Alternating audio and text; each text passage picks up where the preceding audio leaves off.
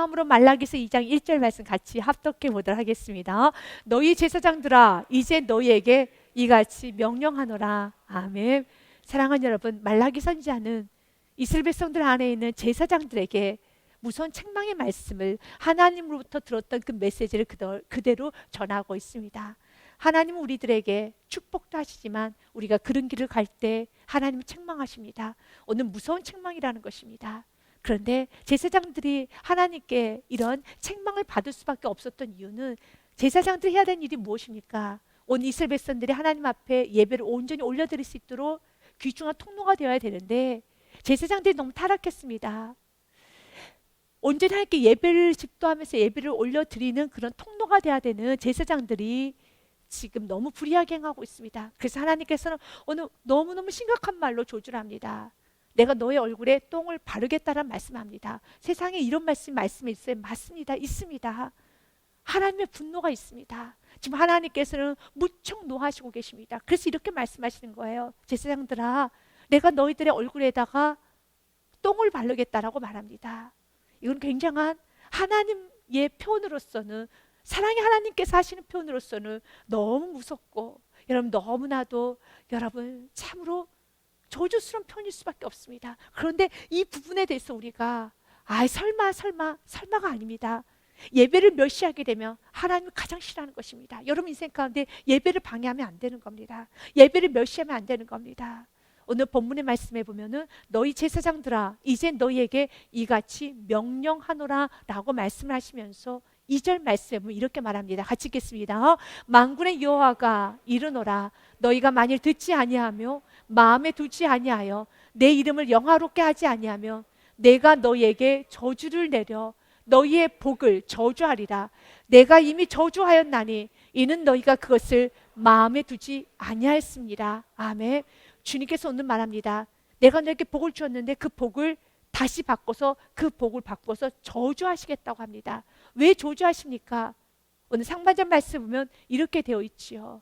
너희가 만일 듣지 아니하며 마음에 두지 아니하며 내 이름을 영화롭게 하지 아니하며 내가 저주를 내리겠다라고 말씀하시면서 또한 내가 이미 저주하였으니 너희가 그것을 마음에 두지 아니했을 때, 결국 우리가 돌이키지 아니했을 때 우리 하나님께서 무조건적으로 우리를 저주하지 않습니다. 먼저 경고하십니다. 말씀으로 경고하시고요, 또 권면하시고 또 환경을 통해서 메시지를 줍니다. 그럼에도 불구하고 끝까지 고집을 부리고 끝까지 주님 앞에 엎드려지지 아니한다라면 하나님 말씀합니다.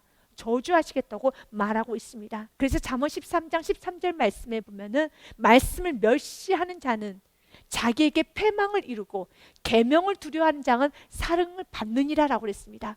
여러분 인생에 복 있는 인생 되기 원하십니까? 상 받는 인생이 되기 원하십니까? 그렇다면 말씀을 두렵고 떨림으로 여러분 지켜나가시길 바라겠습니다. 하나님께 싫어하시는 그리스도인들, 오늘 본문의 말씀은 믿지 않은 사람들에게 하는 말씀이 아닙니다. 믿는 저와 여러분들에게 제사장들 하고 있습니다. 우리도 지금 제사장들이죠. 베드로전서 말씀에 보면은 여러분 너희는 왕같은 제사장이란 말씀합니다. 2장 9절 말씀에 그러나 너희는 택하신 족속이요 왕같은 제사장들이요 거룩한 나라요 그의 소유가 된 백성이니 이는 너희를 어두운 데서 불러내어 그의 기이한 빛에 들어가게 하신 이의 아름다운 덕을 선포하게 하라 하심이라. 아멘. 너희는 택한 족속이고 또한 주님 말합니다. 왕같은 제사장이라고 말합니다. 우린 제사장들이에요. 제사장이 해야 되는 일은 한 가지입니다. 바로 레위 지파가 했던 것은 이스라엘 백성들이 하나님께 나오는 데 있어서 하나님께 나오며 또한 그들이 예물을 가지고 나올 때, 또 그들이 뭔가 아픈 심령을 가지고 나오며 문제를 가지고 나올 때 그 모든 것을 가지고 레위 지파가 제사장이 하나님께 올려드리고 난 후에 하나님이 주실 축복을 그들 통로가 돼서 그들 축복하는 것이 바로 제사장들이 해야 되는 일입니다. 바로 저와 여러분이 해야 되는 게 바로 이 제사장의 일이라는 것입니다. 너희들은 왕같은 제사장이다 라고 말씀하시면서 세상에 아픈 사람들 참 많습니다. 용서받아야 될 사람도 많습니다. 그리고 힘든 사람도 너무 많습니다. 그런 모든 분들을 다 예수님께로 이끌어 오셔야 되는 것입니다. 그리고 예수님의 사랑을 전하고 예수님의 메시지를 전하며 예수님의 축복을 전해야 되는 우리는 무엇? 복음의 통로, 축복의 통로가 되는 역할을 해야 되는 것입니다. 통로가 있었을 때 가장 중요한 건 뭘까요? 여러분, 관에 있어서 가장 중요한 건 뭘까요? 관은 막힌 게 없어야 돼요. 관은 여러분 깨끗해야 되는 겁니다. 그런데 우리가 제사장인 내가 하나님과의 관계에서 막혀 있다라면 자녀에게 축복이 임하지 않습니다. 여러분, 내가 하나님과의 관계가 막혀 있으면 사업적인 축복이 임하지 않습니다. 우리 그리스도인들 하나님과의 관계가 막혀 있으면 세상을 축복받을 수가 없습니다. 하나님은 오늘도 세상을 축복하시기 원합니다. 그런데 그 축복을 하나님은 그리스도인들을 통하여서 축복하기 원합니다. 오늘 2장 8절 말씀, 베드로전서 2장 9절 말씀처럼요, 너희는 왕같은 제사장들이라 라고 말씀하시면서 그의 소유가 된 백성이니 이는 너희를 어두운 데서 불러내어서 우리를 먼저 구원하셨고요, 그의 기이한 빛에 들어가게 하신 이의 아름다운 덕을 선포하게 하려 하십니다. 아멘. 그의 기이한 빛에 들어가게 하신 이가 누구입니까? 아주 놀라운 빛에 들어갈 수 있도록 우리를 인도해 주시는 분이 계시죠. 누구십니까? 예수 그리스도죠. 우리는 어둠의 나라에 있었죠. 근데 저 하늘의 나라로, 저 평화의 나라로, 저 소망의 나라로 우리를 이끄시는 분은 예수 그리스도죠. 그렇기 때문에 그의 기이한 빛에 들어가게 하신 이 예수 그리스도의 아름다운 덕, 복음을 선포하게 하라 하십니다. 우리가 해야 되는 일은 복음을 전하는 것입니다. 근데 복음을 전해야 되는, 축복을 전해야 되고 예수 그리스도를 전해야 되는 우리들의 하나님과의 관계가 막혀 있다라면 오늘 제사장들처럼 음란하고 욕심스럽고 세상적이고 정욕적이다라면 하나님은 오늘 많이 책망하십니다. 하나님께서 오늘 말씀하시는 것입니다. 책망하십니다. 그런데 오늘 말씀 책망으로 끝나는 것이 아니라 저주로 마치고 있습니다. 그렇다면 지금까지 참으로 많이 수도 없이 했던 책망을 그들이 못했다는 것입니까? 무시했다는 겁니다. 그 마음을 두지 않았다는 것이에요. 그래서 2절 말씀에 그들이 뭐라고 합니까? 하나님께서는 왜 그들 저주하시겠다고 하셨습니까? 내가 너에게 저주를 내리는데 그 이유는 너희들이, 내가 이미 너에게 저주하였으나 너희가 마음에 두지 아니하였기 때문에 내가 너희들을 저주한다는 말을 합니다. 맞습니다. 우리가 하나님의 말씀을 마음에 두지 아니할 때 우리 주 말씀합니다. 난 너를 저주하겠다는 거예요. 그래서 잠언 13절 말씀처럼요, 말씀을 멸시하는 자는 자기에게 패망을 이루나 계명을 두렵고 떨림으로 하나님의 말씀을 진중히 여기는 자는 상을 받느니라. 아멘. 상 받으셔야죠.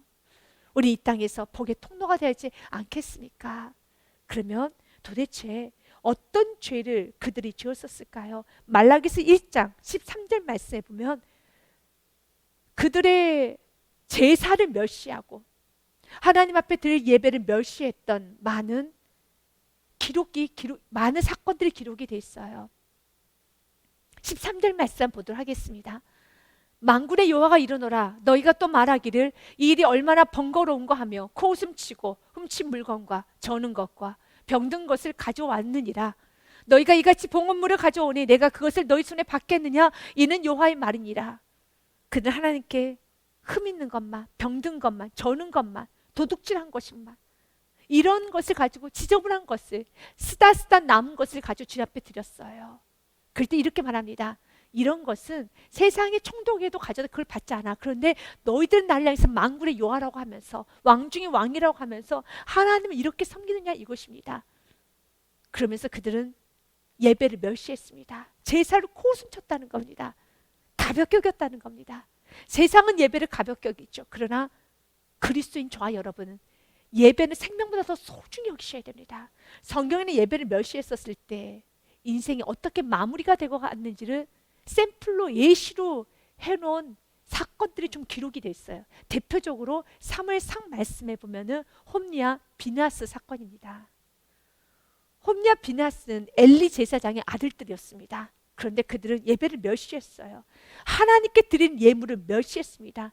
그러면서 그가 이렇게 말합니다. 홈리와 비느하스의 사환이었던, 몸종이었던 그 종이 홈리와 비느하스의 명령을 듣고 고기를 갖다 줍니다.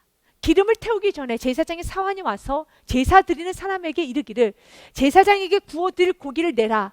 그가 내가 삶은 고기를 원하지 아니하고 날 것을 원하신다 하고 생고기로 구워 먹겠다는 거죠. 이미 삶아가지고 오면 너무 뻣뻣하다는 거죠.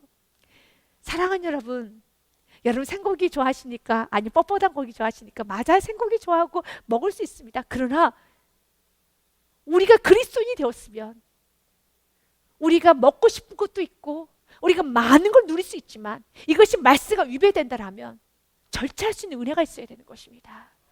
절제할 수 있는 은혜가 있어야 돼요. 이들은 말합니다. 나는 삶은 고기 싫어. 뻣뻣해. 생고기로 구워야지 맛있지. 날 것을 가져오라는 것입니다.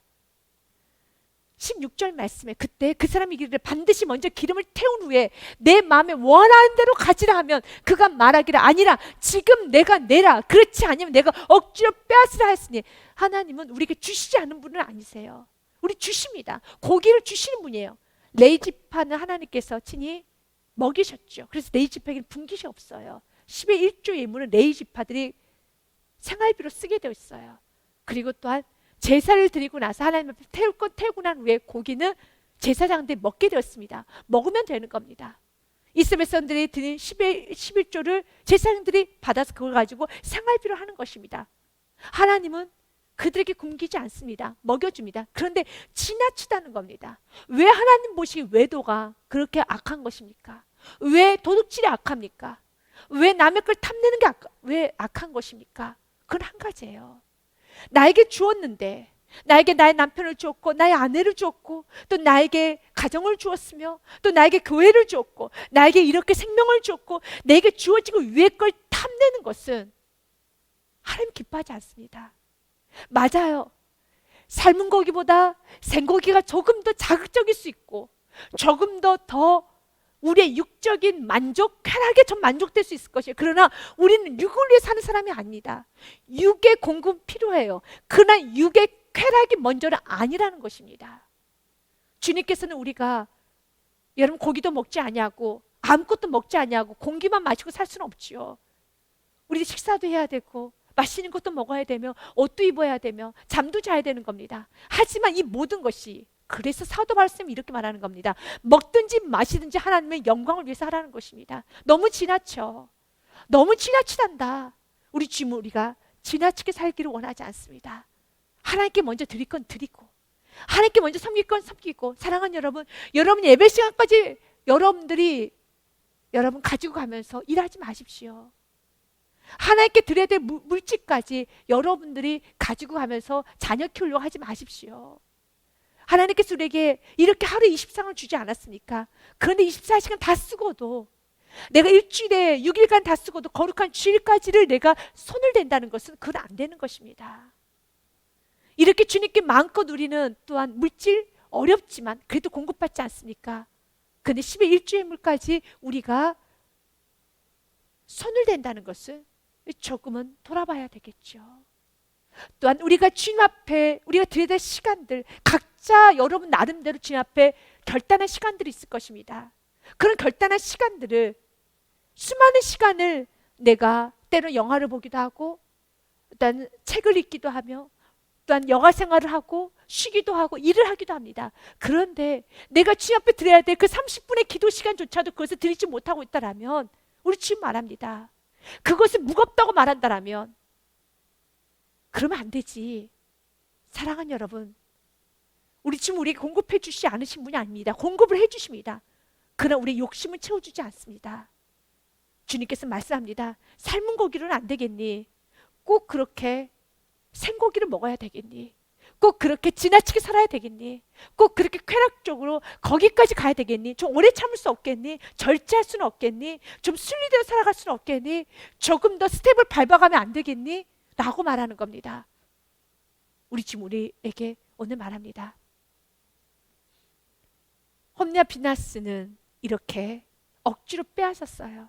그때 말씀해 보면 17절에 이 소년들의 죄가 여호와 앞에 심히 크면 그 이유가 무엇입니까? 같이 읽습니다. 시작. 그들이 여호와의 제사를 멸시하였습니다. 아멘. 여호와의 제사를 멸시하였습니다. 그 멸시 대가가 무엇입니까? 이가봇이에요. 이가봇이라는 건 하나님의 영광이 떠나는 것입니다. 사무엘상 4장 11절 말씀에 보면은 블레셋과의 전쟁이 일어납니다. 그때 홈리와 비나스는 언약궤를 가지고 나가요. 그런데 그 언약궤도 빼앗기고 홈리와 비나스가 한 날에 죽습니다. 하나님의 궤는 빼앗겼고 엘리의 두 아들 홈리와 비나스는 죽임을 당하였더라. 예배를 멸시하면 죽습니다. 예배를 방해하면 오늘 말씀처럼 내가 너의 얼굴에 똥을 바를 것이다. 내가 너를 저주할 것이다 라고 말씀하시는 것처럼 예배는 하나님 보시기에 가장 귀한 거예요. 그래서 그들은 죽임을 당했어요. 자기 남편이 죽었다는 소식을 비느하스 아내가 듣습니다. 그때 비느하스 아내는 그의 뱃속에는 또 하나의 생명이 있었어요. 그런데 그 아이를 낳으면서 비느하스의 아내였던 여인이 이렇게 말합니다. 이르기를 영광이 이스라엘에서 떠났다고 아이 이름을 이가봇이라 했으니 하나님의 교회가 빼앗겼고 그의 시아버지와 남편이 죽었기 때문이며, 22절 말씀에 또 이르기를 하나님의 교회를 빼앗겼으므로 영광이 이스라엘에서 떠났다 하였더라. 영광이 떠났어요. 이가봇입니다. 아이의 이름을 이가봇이라고 짓습니다. 하나님의 영광이 떠났다라고요. 하나님의 영광이 떠나면, 하나님의 빛이 떠나면, 하나님의 손을 놔버리는 순간에 우리는 어둠을 맞이하게 돼요. 우리는 어둠을 맞이하게 되는 것입니다. 제사장들의 삶이 그랬어요. 제사장들이 예배를 멸시했습니다. 예배 코숨쳤습니다. 예배를 등한시했습니다. 마음대로 드렸습니다. 겸손함이 없었습니다. 난 언제나 어디서 내 마음대로 예배를 드릴 수 있다는 그 생각을 했었습니다.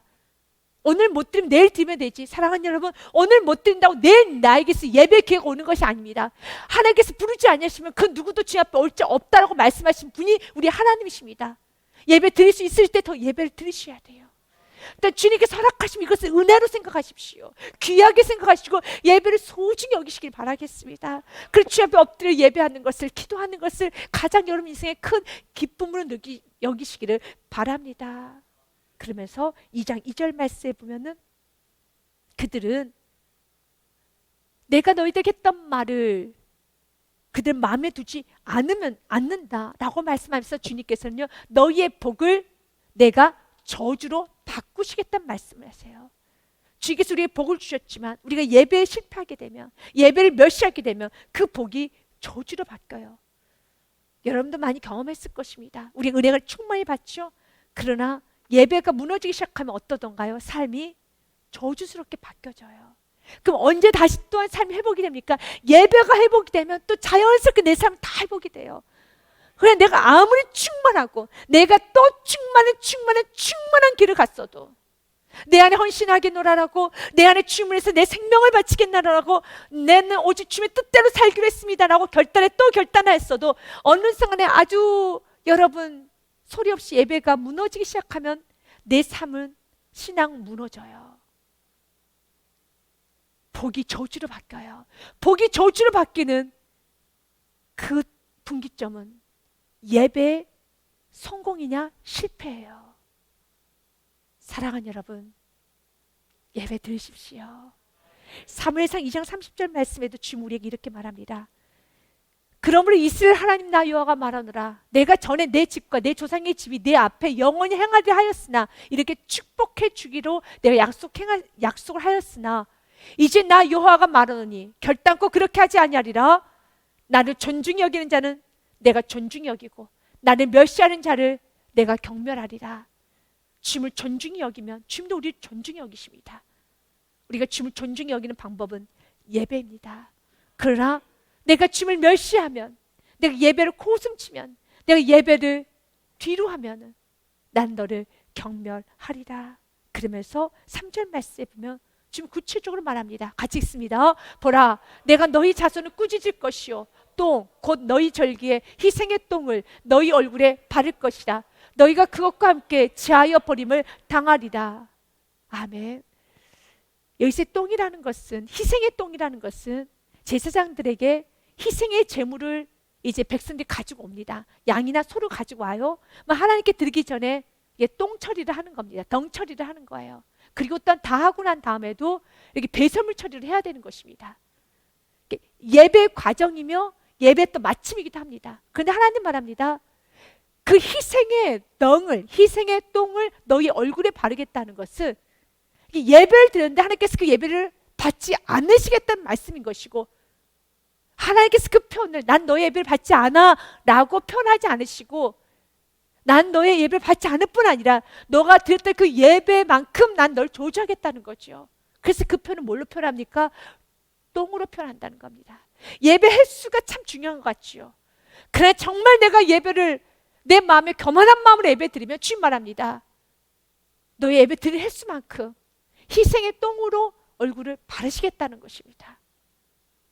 참 여러분, 가슴 아픈 말씀이죠. 우리 하나님께서 우리 백성들을 얼마나 사랑하는지 몰라요. 근데 그 하나님께서 예배를 드리러 나왔어요. 예배를 드리러 나왔는데 하나님께서 이렇게 말씀하시는 거예요. 제사장들이 예배를 드리기 위해서 제물을 가지고 나왔는데 갑자기 하나님께서 똥을 얼굴에다 바르시는 거예요. 상상이라도 할 수 있겠습니까? 우리가 예배를 드리러 나왔는데 하나님께서 여러분 우리 예배 드리는 우리들 앞에 똥을 갖다 붓는 거예요. 나가라는 거죠. 오지 말라는 거죠. 너무 아픈 말씀이죠. 왜 그렇게 이렇게 됐습니까? 그들의 삶이 거짓되었기 때문에, 그들의 삶이 너무 올바르지 않기 때문에 그렇습니다. 제사장들은 그럼 어떻게 살아야 되니까? 성경에서는 제사장이 살아야 되는 일에 대해서 성경은 말합니다. 8절서부터가 제사장들이 살아야 되는 일이라는 것입니다. 아니 5절서부터 7절까지가 제사장들이 이렇게 살아야 되는 겁니다. 좌여름에 살아야 되는 법칙이에요. 레위와 세운 나의 언약은 생명과 평강의 언약이라 내가 이것을 그에게 준 것은 그로 경외하게 하려 함이라. 그가 나를 경외하고 내 이름을 두려워하였으며. 아멘. 우리는 하나님을 경외하고 살아야 돼요. 하나님의 이름을 두렵고 떨림으로 섬겨야 되는 겁니다. 세상은 여호와를 향해서 아주 여러분 낮추게 말하죠. 우리는 그렇게 하면 안 되는 거예요. 주님을 경외해야 되는, 경외의 뜻이 무엇입니까? 하나님 말씀을 준행하는 겁니다. 아브라함이 이삭을 바쳤죠. 그때 하나님께서 뭐라고 말합니까? 이제야 너가 나를 경외하는 줄 아노라 라고 말씀하셨어요. 하나님 말씀 듣는 것이 전부가 아닙니다. 들으셨습니까? 살으셔야 돼요. 여러분 이 말씀을 잘 들으셨습니까? 삶 가운데 실천하셔야 돼요. 온라인 예배를 우리는 드리고 있습니다. 온라인 예배에서 우리는 여기서 멈춰줘서는 안 되는 것입니다. 하나님 말씀에 우리가 모여서 힘쓰라고 되어 있습니다. 모여 예배들 힘써야 되는 것입니다. 우리는 지금 상황은 좋지가 않습니다. 그러나 우리의 말씀의 기준 분명하셔야 된다는 것입니다. 여러분들이 예배 초소에 달려올 수 있는 힘이 있어야 돼요. 여러분들이 그 예배를 사랑하고 교회를 사랑하는 힘이 있어야 되는 것입니다. 그래서 우리는 더 많이 기도해야 돼요. 여러분 얼마나 주일날 거룩한 주일날 모임이 많고 행사가 많습니까? 너무 많지 않습니까?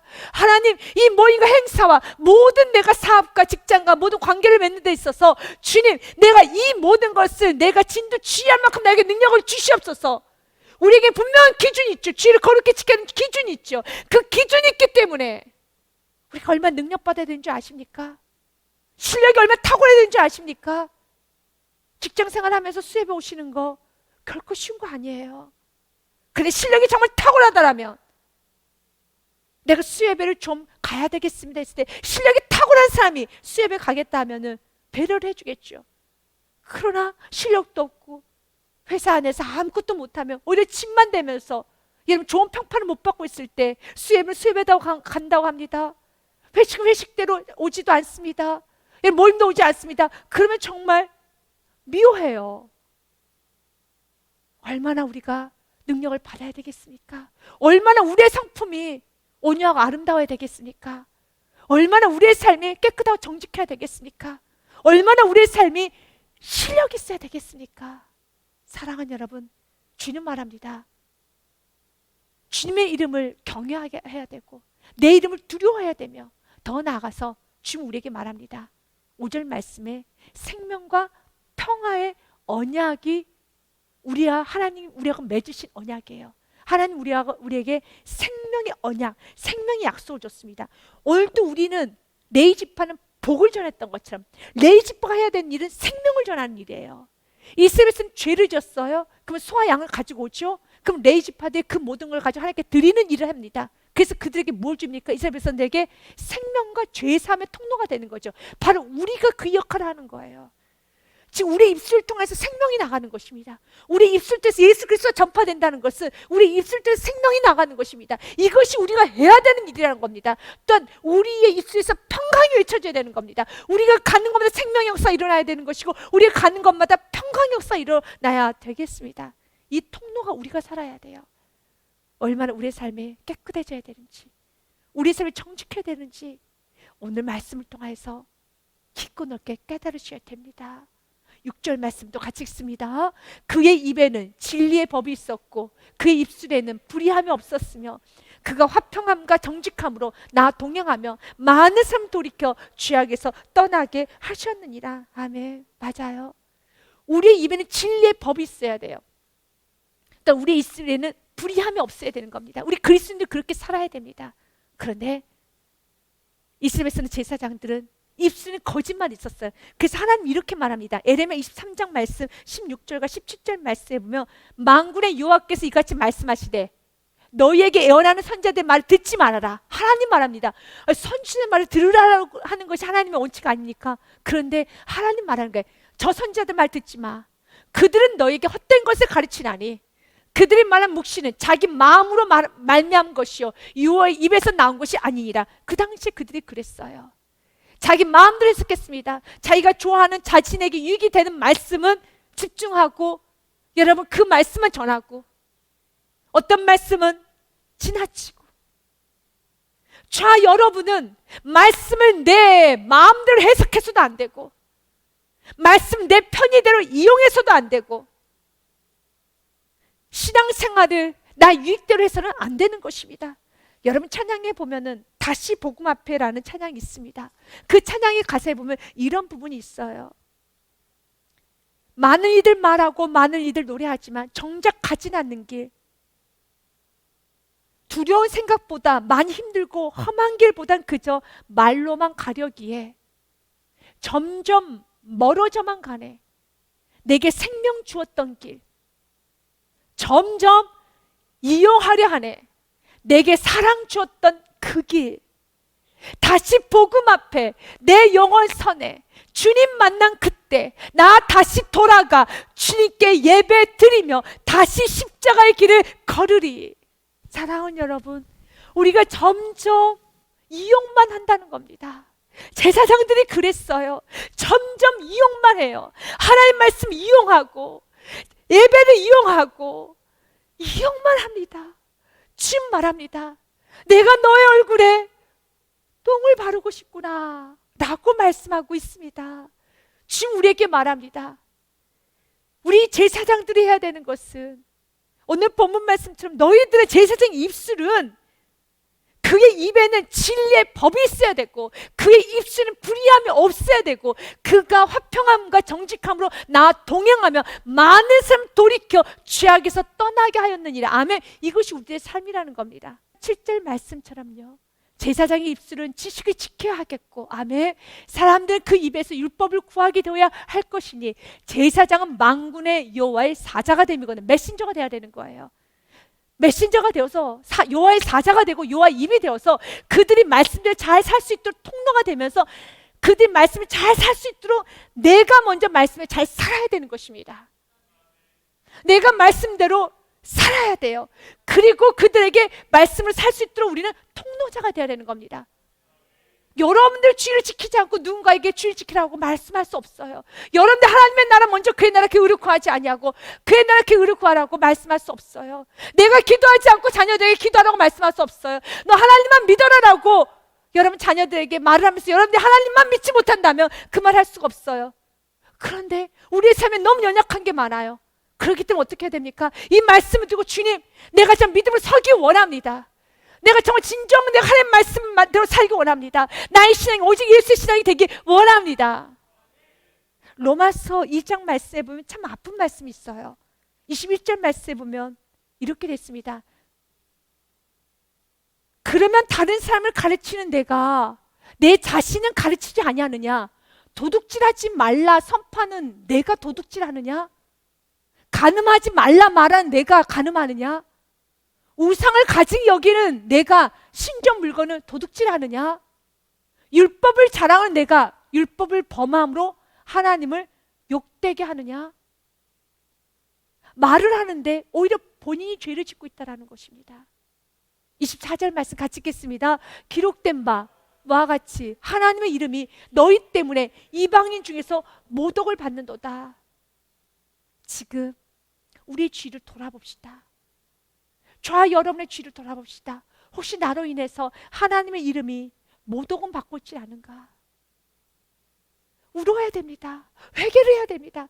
주님께서 우리 회개할 때 충실히 회개하고 돌아오는 자에게 하나님 용서하여 주십니다. 시편 말씀에 51편 말씀에 주님이 약속했습니다. 17절 말씀에 하나님께서는 중심으로 회개하는 자를 하나님은 용서하여 주십니다. 하나님께서 구하시는 제사는 상한 심령이라 하나님이여 상하고 통회하는 마음을 주께서 멸시하지 아니하시오다. 아멘. 주님, 내가 그들에게 도둑질하지 말라 했는데 내가 도둑질했습니다. 탐욕 부리지 말라 했는데 내가 탐욕했습니다. 욕심 부리지 말고 살라고 했는데 내가 욕심 부렸습니다. 주님, 용서하여 주옵소서. 주님 말합니다. 통연한 마음을 주께서 멸시하지 아니하신다고요. 18절 말씀도 같이 읽습니다. 주의 은택으로 시온의 선을 행하시고 예루살렘 성을 쌓으소서. 아멘. 사랑하는 여러분, 우리 주님께서 우리가 어떻게 살아야 될지, 우리의 입술이 하나님의 메신저라는 걸 기억하고 우리의 행동이 하나님을 보여줘야 되는 삶을 살아야 되는 것을 기억하고 우리의 삶 속에서 생명을 전해야 되고 우리의 삶 속에서 평강을 전해야 됨을 기억하고 살아가기를 원하고 있습니다. 그러면서 주님께서는 오늘 약속하셨어요. 4절 말씀에 만군의 여호와가 이르노라 내가 이 명령을 너희에게 내린 것은 레위와 세운 나의 언약에 항상 있게 하려 함인 줄 너희가 알리라. 3절 말씀까지는 하나님께서는 얼굴에다가 똥을 바르시겠다는 말씀을 전했지요. 왜냐하면 그 당시 제사장들이 타락했기 때문에. 그런데 모든 제사장들이 타락한 건 아니에요. 여러분, 그리스도인들이 타락했다는 소리를 듣습니다. 그러나 모든 그리스도인이 타락한 건 아닙니다. 모든 제사장들이 타락한 건 아니에요. 그렇기 때문에 우리가 정말 믿음의 길을 갈 수 있는 건 너무 귀한 것이고 지금도 곳곳에 믿음의 길을 가고 있는 수많은 그리스도인도 있습니다. 바로 여러분처럼요. 믿음의 길을 갑시다. 세상에 아무리 떠들어대도 넓은 길을 가라고 유혹을 해도 우리가 가야 되는 길은 십자가의 길이에요. 믿음의 길입니다. 자기를 부인하고 오직 예수 그리스도 살아가는 삶을 살아야 되는 것이고 예배를 드려야 되는 것이고 날마다 나는 죽고 예수 그리스도 살아가는 삶, 우리들이 가야 되는 길이라는 것입니다. 이사야서 말씀해 보면은 10장 21절과 22절 말씀에 너무 많은 사람들이 있지. 그런 남은 자만 나는 구원할 것이다 라는 말씀을 합니다. 남은 자, 곧 야곱의 남은 자가 능하신 하나님께로 돌아올 것이다. 22절 말씀에요. 이스라엘아 내 백성이 바다의 모래 같을지라도 남은 자만 돌아오리니 넘치는 공의로 파멸이 작정되었습니다. 아멘. 이렇게 타락한 백성도 있지만 남은 자가 되어서 끝까지 제사장 역할을 감당하는 사람이 있었어요. 그래서 하나님 약속하는 겁니다. 만군의 여호와가 일어나라. 4절 말씀에처럼요. 내가 이 명령을 너에게 내린 것은 레위와 세운 나의 언약에 항상 있게 하려 함이니라. 아멘. 하나님께 선택받은 자, 하나님은 반드시 그 영혼을 통해서 영광을 받으십니다. 그래서 로마서 말씀에도 11장 말씀에 엘리야가 낙담을 합니다. 모든 선지자들, 제사장들이 다 타락했다고 생각을 했어요. 나만 남았고 나만 지금 선지자 역할을 하고 있지 다른 선지자는 다 거짓 선지자들 다 타락했다 생각했습니다. 그때 하나님은 엘리야에게 이렇게 말합니다. 아니야, 엘리야 너와 같이 믿음의 길을 가고 있는 순교든 7천이 있단다 라고 말합니다. 주여, 그들이 주의 선지자들을 죽였으며 주의 제단들을 헐어버렸고 나만 남았는데 내 목숨도 찬나이다. 나 혼자 지금 살기 길을 가고 있습니다. 지금 나 혼자 시기나 살고 있습니다. 주님 아니라고 말합니다. 그에게 하신 대답이 무엇이냐? 내가 나를 위하여 바알에게 무릎을 꿇지 아니한 사람 7,000명을 남겨두었다 하셨으니. 아멘. 지금도 믿음의 길을 가는 수많은 그리스도인들이 있어요. 믿음의 길을 가고 있는 수많은 청소년들이 있고요. 믿음의 길을 가고 있는 수많은 청년들이 있고 믿음의 길을 가고 있는 수많은 청년들과 수많은 여러분 영혼들이 있습니다. 전 세계에 흩어져 있어요. 곳곳에 있습니다. 믿음의 길을 가고 있습니다. 우리도 믿음의 길을 가야 되는 겁니다. 그럼 내가 믿음의 길을 갈 수 있다는 것을, 내가 이스라엘 백성들 안에 속했고 아니 내가 제사장이라 할지라도 내가 목회자라 할지라도 믿음의 길을 가지 않고 이렇게 타락한 제사장도 있어요. 타락한 그리스도인도 있습니다. 그러나 그가 제사장 목회자가 아니어도 그가 대단한 직분 없어도 하나님 말씀대로 순종을 살아가는 그리스도인들도 지금 순교든 7천 있다라는 것입니다. 이제는 우리가 제대로 살아야 될 때예요. 그러면 그 순교든 7천 순교 말합니다. 이것 또한도 우리의 힘은 아니었습니다. 하나님 베푸신 은혜였습니다. 그랬기 때문에 5절 말씀 같이 읽습니다. 그런즉 이와 같이 지금도 은혜로 택하실 따라 남은 자가 있느니라. 아멘. 우리가 남은 자가 되었다라면, 끝까지 이기는 신앙이 되었다라면 은혜였다라는 것입니다. 그러면서 주님께서는 오늘 8절과 9절 말씀처럼요, 너희는 옳은 길에서 떠나 많은 사람을 율법에 거스르게 한도다. 왜 그렇게 사느냐? 왜 옳은 길 떠나? 너희들 해야 되는 것은 오히려 옳은 길을 떠났던 사람을 옳은 길을 돌아올 수 있도록 해야 되는, 통로가 되는 제사장 역할을 해야 되는데, 오히려 많은 사람을 율법에 거스르게 하는도다. 나 만군의 여호와가 이르노니 너희가 레위의 언약을 깨트렸느니라. 너희가 나와의 언약, 생명과 평화의 언약을 깨뜨렸고 내가 너에게 준 그 복음을 던져버렸고 너희는 사명을 못 감당했구나. 그러나 하나님은 그럼에도 불구하고 지금도 순교도 7,000명과 같은 제사장들, 순교도 7,000명과 같은 레위인들, 순교도 7,000명의 그리스도인들 통해서 하나님은 지금도 일하고 계십니다. 그런데 우리는 어떻게 살아야 합니까? 왕같은 제사장들은 많은 사람이 율법에서 거슬게 하는 것이 아니라 옳은 길로 돌아올 수 있도록 통로자가 되어야 되지 않겠습니까? 다니엘서의 말씀에 보면 그렇게 옳은 길로 돌아오게 하는 자를 성경 말합니다. 별처럼 빛나는 인생이라고요. 같이 읽습니다. 지혜 있는 자는 궁창의 빛과 같이 빛날 것이요 많은 사람을 옳은 대로 돌아오게 한 자는 별과 같이 영원토록 빛나리라. 아멘. 별처럼 영원토록 빛나는 인생은 많은 사람을 옳은 대로 돌아오게 하는 인생이 별처럼 빛나는 인생이라는 겁니다. 그럼 가장 여러분 지저분한 인생, 가장 어두운 인생, 쓴 쑥과 같은 인생이 어떤 인생일까요? 여러분 많은 사람들을 실족해 하는 인생이겠죠. 그래서 요한계시록 8장 말씀에 보면 재앙에 관한 말씀이 선포가 됩니다. 그때 세 번째 재앙에 관한 말씀은 어떤 말씀이냐면 별을 떨어뜨린다는 말씀이 있어요.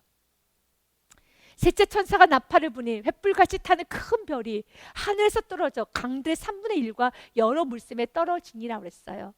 별의 상징이 무엇입니까? 다니엘서 말씀드렸지만 별처럼 빛나는 것은 우리가 별처럼 빛과 소금 역할을 감당해야 되는 겁니다. 반짝반짝 빛나서 우리의 삶을 통해서 생명이신 예수 그리스도, 평강이신 예수 그리스도를 전파해야 되는 것이 바로 별처럼 빛나는 인생, 별과 같은 인생 아닙니까?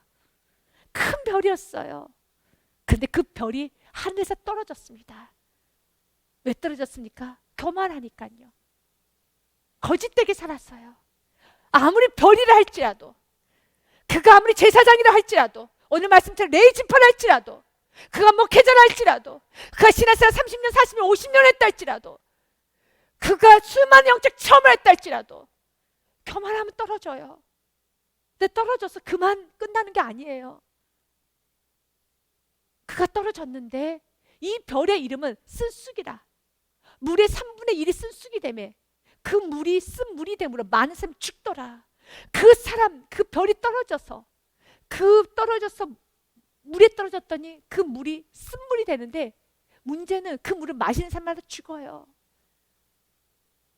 그래서 지도자는 중요한 거예요. 어른은 중요합니다. 내가 어른이고 직분자고 신앙생활 10년 하셨고 5년 하셨고, 아니 내가 누군가보다 먼저 신앙생활을 했다라면 잘 살아야 돼요. 그렇지 않으면 나로 인해서 오늘 말씀처럼요, 그 별이 떨어져서 혼자 떨어져서 끝나면 참 좋으련만 그 떨어지는데 그 떨어지는 그곳에 쓴 물이 돼버려서 왜 또 그 물을 마십니까? 사람들이 마셔요. 그래서 죽어요. 그래서 하나님께서는 너무 마음에 노함이 있어서 그 지도자들의 얼굴에 똥을 바르시는 거예요. 보기가 싫어서요. 사랑하는 여러분, 우리 주님은 오늘 우리를 별처럼 빛나는 인생으로 만들어 주시기 원하십니다. 우리의 삶에 생명이신 예수 그리스도 전합시다. 평화이신 예수 그리스도 전합시다. 잘 전할 수 있도록 오늘도 내가 버려져야 될 거, 오늘도 내가 부서져야 될 거, 오늘도 내가 놓아야 될 건 다 과감하게 놓읍시다. 그리고 정말 성결하게 깨끗하게 주의 복음 잘 전하는 통로된 사명을 감당하시기를 바라겠습니다. 9절 말씀 같이 읽습니다.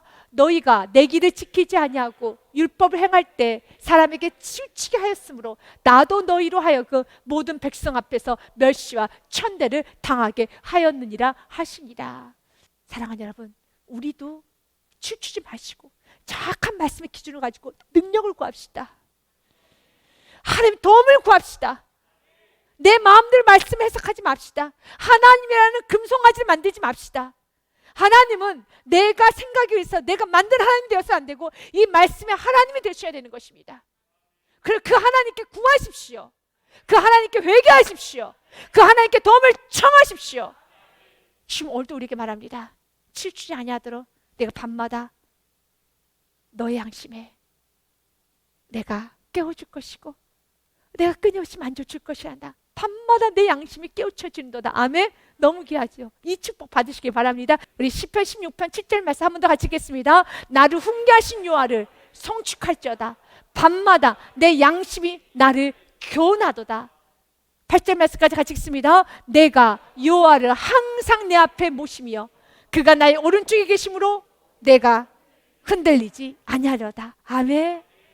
흔들리지 아니하리로다.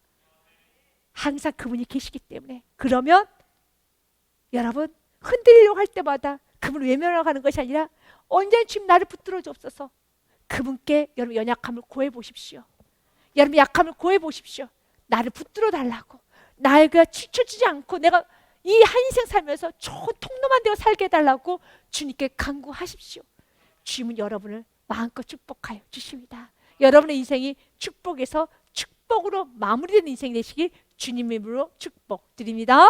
주님께 말씀 드리겠습니다.